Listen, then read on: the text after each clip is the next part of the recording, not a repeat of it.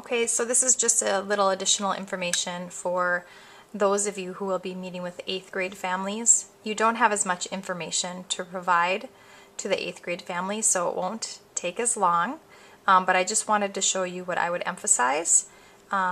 So you could start off by, again, welcoming them to our night and explaining what Naviance is, and then take some time explaining the Explore results.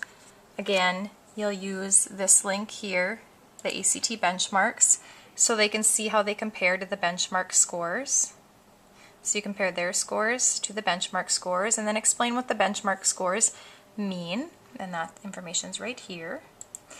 And then after that, I would also just show them suggestions for improving and the backside of their Explore test so that they could go back through their test if they choose to.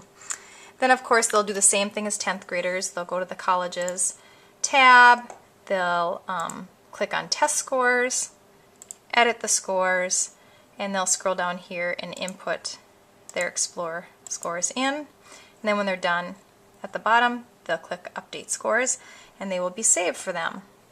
Okay, so the next thing I have on the activity sheet is under the careers tab. So they'll click on Careers tab next, and you'll show the families that they took the Career Key Inventory, and you click on Take the Career Key Test, and if they've taken it, their results will show up then. And you can see the results. I'm just going to zoom in here so you can see. The results are one of 6 words that represent different career areas. And so for this student here, when I pan across, you can see that her highest area was investigative careers. And so if you want to describe what that means, down here, investigative, you can read what investigative careers are, and there's some examples of investigative careers. And then you can just simply click and view some careers so that they know what that means and how careers are related to their results. So I'd spend just a little bit of time on the career key, and then the next part of the activity I have you, it says home page, so you click on the home page, and then I want you to show families about the MCIS. So using the MCIS, there's the website, and you can log in, Healy Pioneers, and when they log in, they can actually look up, like they can compare, I should say, they can compare their Explore, the bottom part of their Explore, that World of Work map.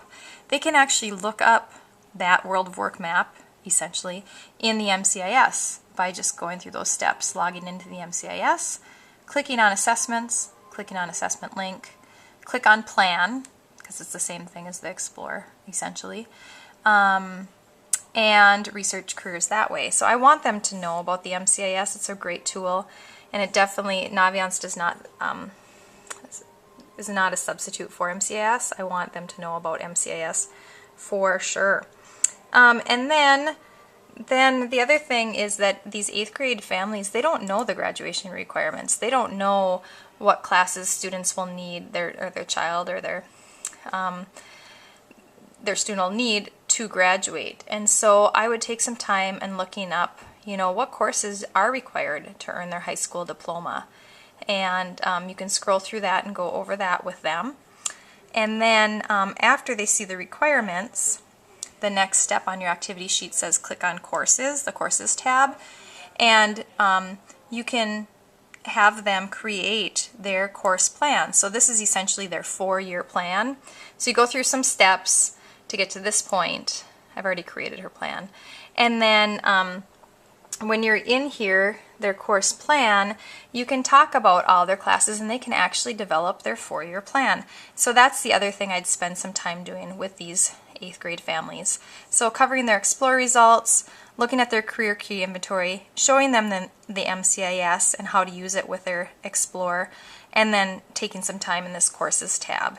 That's what I would suggest for 8th grade. So it might not be as long as a 10th grader because we have a lot more information to share with 10th grade parents. But just real quick, when you click on English, it should come up here. You'll see, I just want them to know that this is our registration guide. We are not printing a registration guide. So when you click on English, it'll tell the requirements needed, and then when you scroll over the course, it will give you a description of the course and the grade level of that you could take that course. So again, here's College Lit. There's the grade levels. Of course, they're going to be in 9th grade next year, so they will take English 9. So pretty simple, and then they can highlight that. Then in math, they need 3 years of math. So this gives you an idea too of what they need. And students should be told by Mark Warziniak should be telling students, and I will remind you, Mark, if they are going to sign up for Algebra 1.5 or if they're going to take Algebra 2. So again, just going down social studies, etc., etc.